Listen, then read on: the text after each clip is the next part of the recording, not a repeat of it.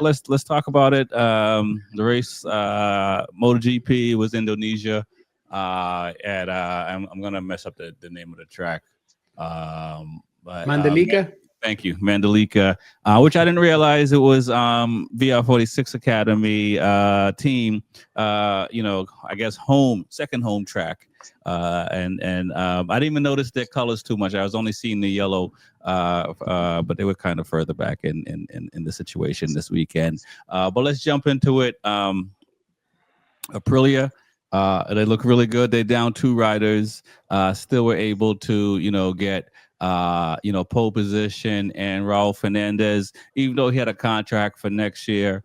I think he's the closest thing to what the Gin Antonio had to go through when he was struggling with Grazzini for a bit, and then he found his way at the end. I know in the Digius case, he didn't have a contract waiting, and his finish of the season allowed him to get signed with BR46 Academy, and now he gets the 25 bike, and he's one of the top riders, and he's one of the top 5 riders in the championship, or top 6 in the championship. And so the most impressive thing was what Raul's doing, and what he's been doing lately, getting on the podium and stuff like that. That's huge. What are your thoughts, TJ? Well, I mean, we don't hear much about these guys, so at this point in the season, it's kind of finally to hear some names that we should be hearing. He's been struggling for a while, and to ride really well at a track where a lot of riders did not, is pretty good to see, and for him to get on the podium is awesome. Well deserved, and he needs the confidence. So definitely going forward for being on the 2025 bike, I think he definitely would be more improved. But I think it's good to see him on the podium for sure. And Okay. he already got 6 in the Grand Prix, so overall a good weekend for himself. Yeah, let me just check right now. I think so. He was close in the beginning, and yeah, top 6 in the championship, third in the sprint. What are your thoughts, Lewis, on how Aprilia is doing? We'll talk about Bezzecchi's crash and Mark crash. We'll probably jump into that right after, since we're talking about Aprilia. But what Raul, what he's been doing. He's not going to be fighting for Rookie of the Year because he's been in MotoGP now for a few years. But do you think this is something where, if sponsors were thinking about leaving, or Trackhouse might have been like, well, we won't see him in 27? Do you think like he's doing enough now to sit here and say, hey man, I deserve a job and to stay in MotoGP at least for 4 years? There's two things coming together here at the same time. One, I think he's finding his rhythm. He's been pretty consistent when he's been finishing races. He's been very consistent. He's been kind of working his way up from the bottom of the grid. If you remember at the beginning of the year, this guy was written off. His teammate was very competitive, and then when his teammate went in one direction, he started going in the opposite direction. As his teammate went down, he went up. And I think that's two things. I think one, he probably found the right mix of the setup that he needed.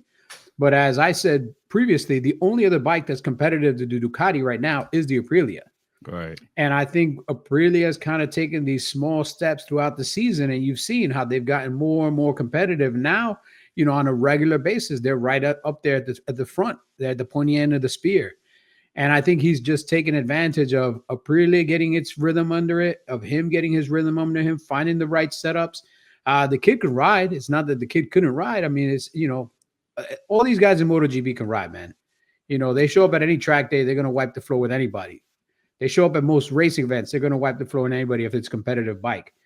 Here, you're at the very tip of the sword, man. It's just so narrow up there. You can finish in 15th place and you're only, 0.8 of a second slower a lap, but you finish in 15th place, almost 8 seconds off the leader. Like, it's crazy, dude. Like, when you think about those numbers, 8 seconds. Yeah. It takes me longer than that to go from here to the garage and back.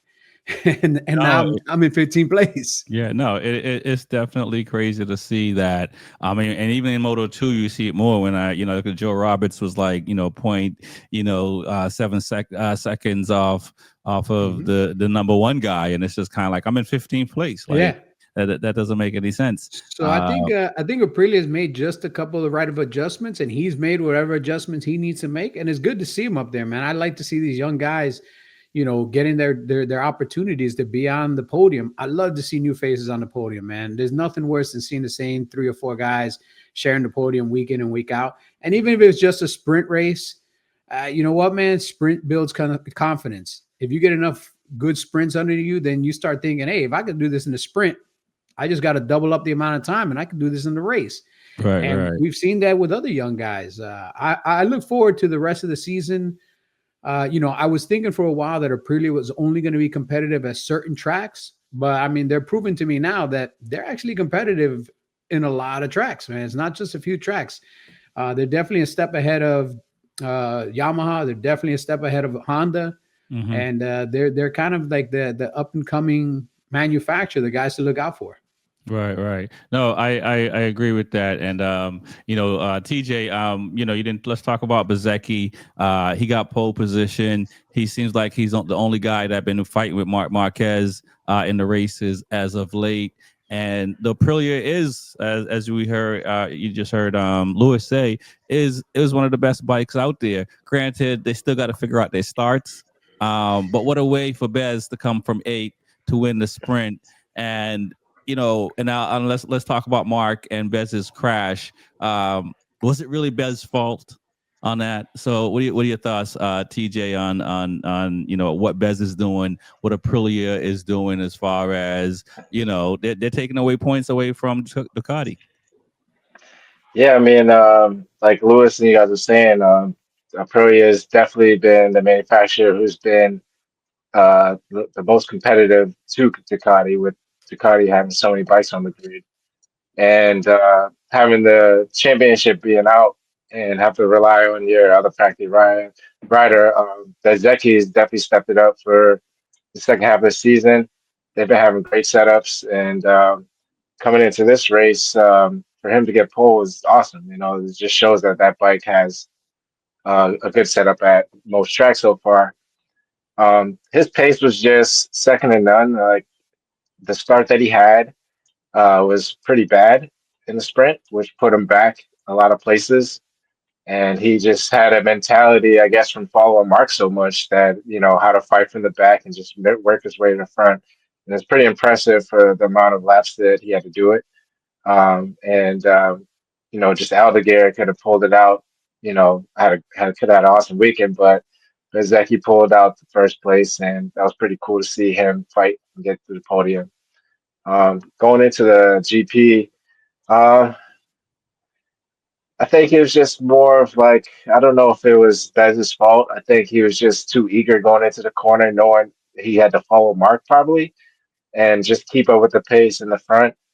I think Mark probably went a little wide in the corner slightly, but yeah, I think it was just a freak accident. Obviously, we don't think he did it on purpose, and Right. it's just unfortunate that we've been seeing this type of incidents in past couple of races. So it's something going on there. I agree. There's definitely something going on. Lewis, what are your thoughts on Bez, the accident, just how he's riding?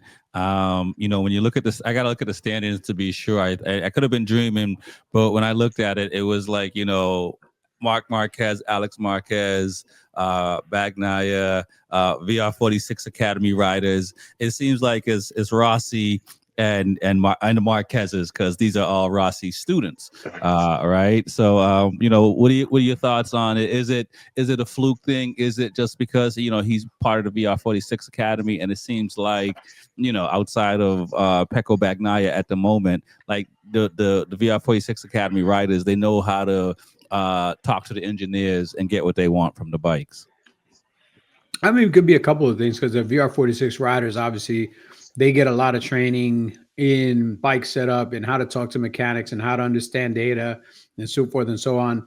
But they have a lot of talent too. I mean, it's not like they accept anybody into the VR46 Academy. If they bring you into the fold, it's because they see something in you that they believe they can develop into a champion or into somebody that could be a contender. Right. Bezzecchi right now is probably riding the best that I think he's ever ridden. I think he's taken the Aprilia pretty far. I mean, he's the only one that was giving them feedback. He was a one-man team. Out of 4 guys on an Aprilia, he was the only one that was really getting the bike to do anything that he wanted. And once they kind of fixed it, figured out the issues, he kind of ran with it. I still think that if he keeps going at the pace he's going, he's probably going to finish ahead of Bagnaia at the end of the year. Yep. Which will be a win in itself. I mean, you beat a former champion, you beat a guy that's on the factory team in Ducati, which everybody considers the penultimate or the best bike in the grid. You're the second best bike in the grid. So these are all little victories he can walk away with. And for the most part, he's riding great. Coming back from, again, horrible start. Something with the Aprilia is not right. These starts suck. They can't keep doing this because eventually it's going to catch up. And it kind of caught up in the second race, in the race itself. In the sprint, he was able to kind of get through a lot of people and get to the front. But in the long race, I think he's trying to compensate for such a bad start that you start making small mistakes. And on this particular track, if you saw, there weren't a lot of great places to pass, it seemed. There was a few places. And maybe he just got over eager and clashed into Mark. I don't think he did it on purpose because he's out there trying to win. Did it look like they had 2 separate lines? It looked like they had 2 separate lines, but again, that could be Mark's riding style versus Bezzecchi's riding style.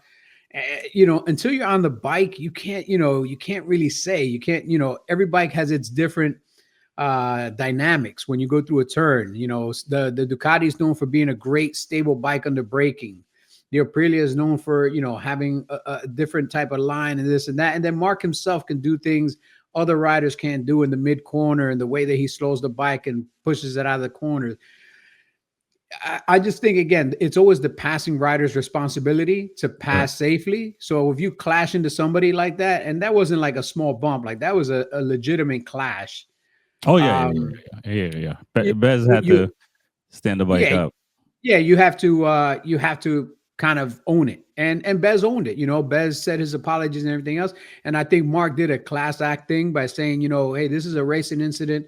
I don't take this as anything serious. I don't believe at one moment that Bezzecchi did this on purpose. And I think that was Mark trying to change the temperature in the room. Because what was the day before? He had a long lap penalty for bumping whatchamacallit. Yeah, exactly. So it's like, he has to take it that way because he was on the other side of it, but they stayed upright. But you also have to think who hit him, a VR46 rider. Yeah. So, right now, as soon as a VR46 rider takes Marc Marquez out, I mean, people are blowing their loads all over Italy right now because they're like, hey, so he's trying to change the narrative and lower the temperature in the room and say, this is a racing incident. I know that he didn't do it on purpose. I think Mark is showing he has a lot of respect, even though they're banging when they're racing, off the track. He's trying to be that guy that shows a lot of respect to people because he doesn't want to further go down that mud and get pulled into that quicksand again of like drama with Italian riders, drama with VR46, this and that's. Like, you know what? It just sucks that he's going to miss the next 2 rounds because he's only, 55 points away from setting a new all-time record, 600 points. So hopefully he'll take these next 2 rounds. He'll heal up. He'll come back after the flyaways, do a couple of rounds in Europe and maybe get those last 55 points he needs and set that 600 point mark, man. Yeah. Okay. That's what's up.